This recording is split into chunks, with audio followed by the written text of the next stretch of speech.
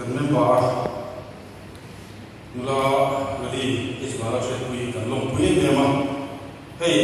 wai ne ama pe tu kan de buka atan de sta man dai la tunai pe la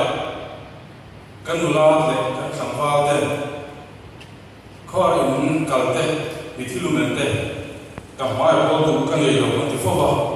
ama ro choi kan member nula de ni achai wa chi ne chu ti chung chuan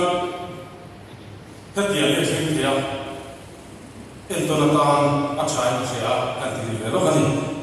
kan ti pe tu kan chia ve lo wang Miss Rodi H Scholarship we Miss Mukularen Miss Talented FBB Femina Miss India 2017 kan member Miss Rodi H Scholarship we FBB Colors Femina Miss India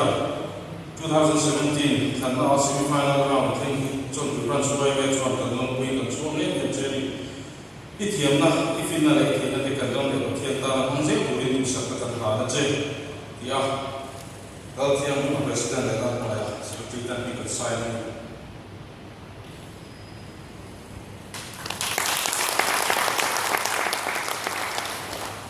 something branch why me the lo ne ada ta shalom